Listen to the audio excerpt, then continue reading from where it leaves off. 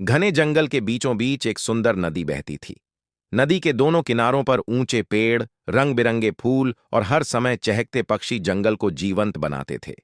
इसी जंगल में एक तेज तर्रार और चतुर शिकारी रहता था, ओसेलॉट।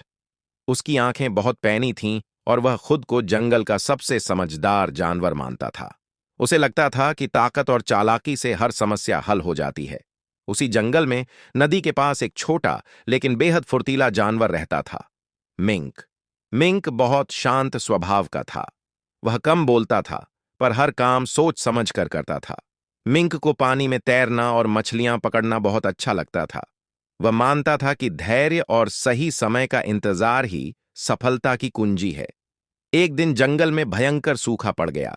छोटी नदियां सूखने लगीं और भोजन मिलना मुश्किल हो गया। ओसेलॉट को शिकार नहीं मिल रहा था। गुस्से में वह इधर उधर भटकता रहता और हर जानवर को दोष देता। उसे लगता था कि जंगल अब रहने लायक नहीं रहा।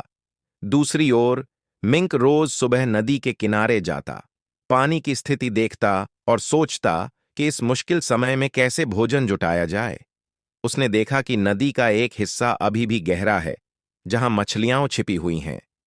मिंक ने धैर्य से वहीं इंतजार करना शुरू किया। एक शाम ओसेलॉट नदी के पास पहुंचा। उसने मिंक को आराम से मछलियां पकड़ते देखा। ओसेलॉट को बहुत गुस्सा आया। उसने घमंड से कहा, तुम जैसे छोटे जानवर कैसे इतने शांत रह सकते हो? मैं जंगल का सबसे तेज शिकारी हूं और फिर भी भूखा हूं। मिंक मुस्कुराया और बोला, शक्ति अच्छी होती है, लेकिन सोच और धैर्य उससे भी ज्यादा जरूरी हैं। ओसेलॉट ने बात को मजाक में उड़ा दिया और बोला, धैर्य से पेट नहीं भरता। लेकिन अगले कुछ दिनों तक हालात और खराब होते गए। ओसेलॉट कमजोर होने लगा। आखिरकार उसने मिंक से मदद मांगने का फैसला किया। यह उसके लिए बहुत मुश्किल था, क्योंकि उसे कभी किसी से मदद मांगने की आदत नहीं थी। मिंक ने बिना किसी घमंड के कहा, अगर हम मिलकर काम करें तो हम दोनों का भला हो सकता है। मिंक ने ओसेलॉट को समझाया कि शोर मचाकर शिकार करने से मछलियां डर जाती हैं। उसने उसे शांत रहना, पानी की लहरों को समझना और सही समय पर हमला करना सिखाया। शुरू में ओसेलॉट को यह सब बेकार लगा, लेकिन भूख ने उसे सीखने पर मजबूर कर दिया। कुछ ही दिनों में ओसेलॉट ने महसूस किया कि मिंक की बातें सही हैं। अब वह कम गुस्सा करता, ध्यान से देखता और सही मौके पर ही शिकार करता। धीरे धीरे उसे फिर से भोजन मिलने लगा।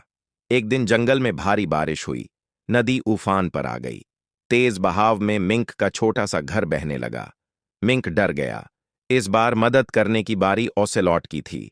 अपनी ताकत और फुर्ती से उसने मिंक को सुरक्षित जगह तक पहुंचा दिया।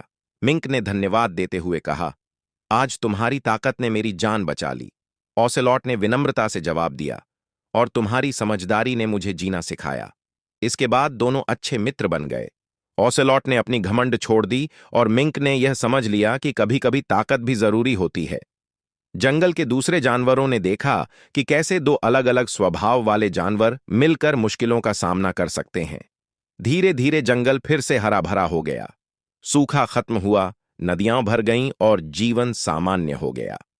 ओसेलॉट और मिंक की दोस्ती जंगल में एक मिसाल बन गई। कहानी की सीख सिर्फ ताकत या सिर्फ चालाकी ही काफी नहीं होती।